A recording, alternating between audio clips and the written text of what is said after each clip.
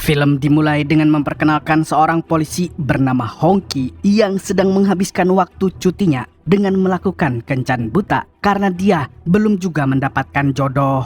Tapi sialnya wanita yang dia temui tidak menyukainya dan pergi begitu saja.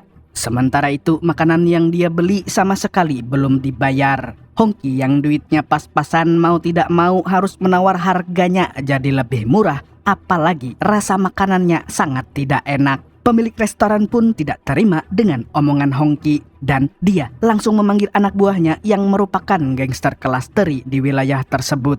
Tapi Hongki sama sekali tidak takut hingga akhirnya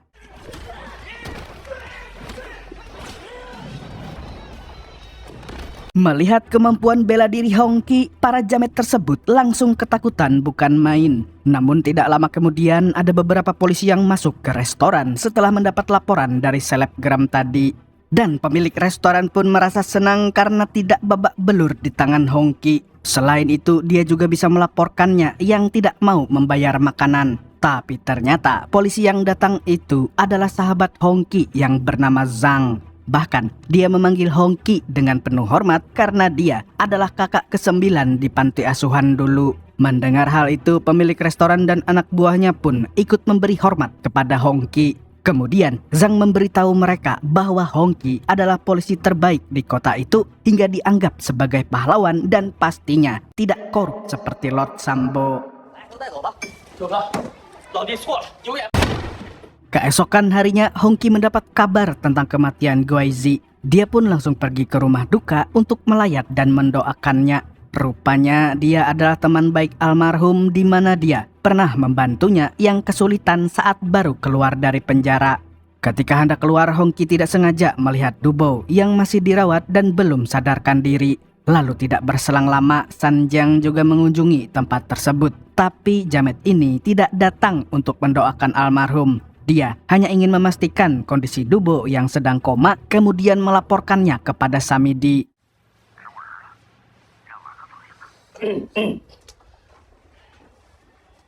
Sepulangnya dari rumah duka, Hongki kembali melakukan kencan buta dengan wanita yang dia kenal dari aplikasi Tantan. Namun sayangnya tidak ada yang cocok untuk dijadikan istri. Meskipun demikian, Hongki tidak menyerah begitu saja. Dan malamnya dia menemui seorang wanita bernama Yu. Tapi saat akan makan bersama, Hongki tidak sengaja menumpahkan minumannya hingga mengenai baju Yu. Dan tidak disangka-sangka, ternyata wanita itu adalah seorang pecandu narkoboy. Terlihat dari tangannya yang penuh dengan bekas suntikan. Lalu beberapa saat kemudian dia dijemput paksa oleh seorang gangster kelas teri yang mengaku sebagai pacarnya.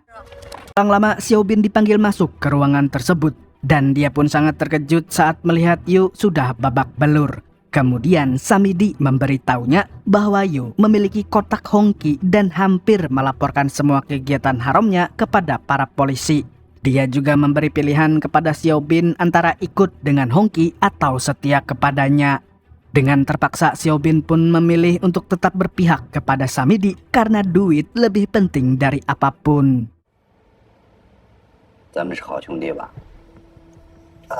Di waktu yang bersamaan, Hongki dan polisi lain baru saja tiba di klub milik Samidi. Tanpa basa-basi, dia langsung menanyakan keberadaan Yu dan para gadis yang hilang di klub malam menurut laporan warga sekitar. Mendengar itu, Dawei pun mengatakan kalau wanita yang mereka cari tidak ada di sana. Tapi setelah mengecek CCTV, Hongki CS menemukan 3 mobil mencurigakan yang melintas di sekitar klub malam.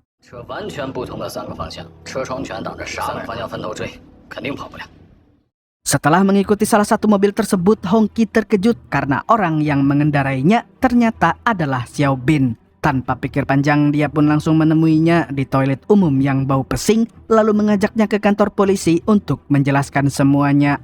Namun Xiao Bin menolaknya dan mengatakan kalau dia punya hutang budi kepada Samidi. Karena berkat mafia itu, dia bisa menjadi kaya raya seperti sekarang. Padahal sebelumnya, dia hanyalah seorang pemuda kismin pemakan beras bulog. Dan suasana pun seketika menjadi tegang.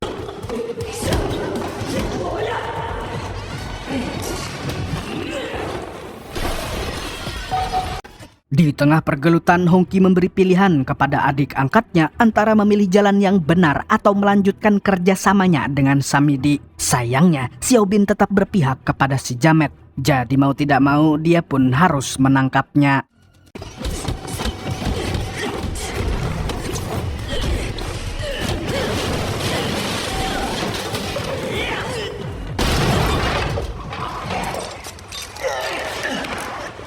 Kemudian setelah memborgolnya, Hongki merampas HP-nya untuk diselidiki. Di sana, dia menemukan sebuah nomor telepon yang ternyata adalah milik anak buah Sanjang.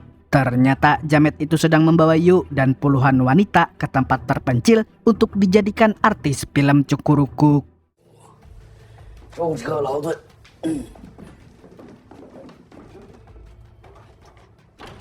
Di saat Hongki pergi ke tempat Sanjang, Xiaobin dijaga oleh Zhou di mobil polisi. Tapi saat sedang lengah, Xiaobin tiba-tiba menyerangnya dari belakang.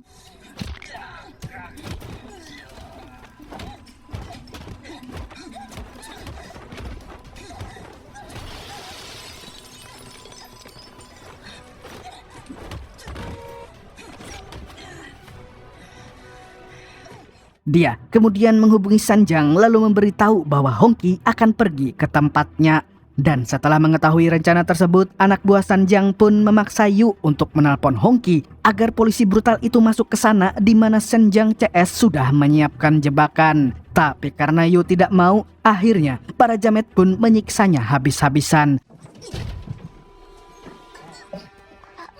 Tidak berselang lama, Hongki akhirnya tiba di lokasi tujuannya. Dan pada saat yang bersamaan dia mendengar suara tangisan Yu lewat telepon.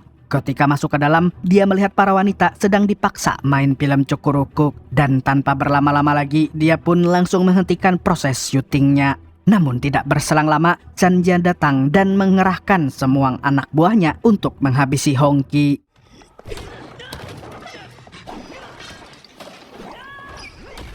Sanjang pun sangat geram karena semua anak buahnya dilibas Hongki dengan mudahnya. Alhasil dia pun memutuskan untuk turun tangan.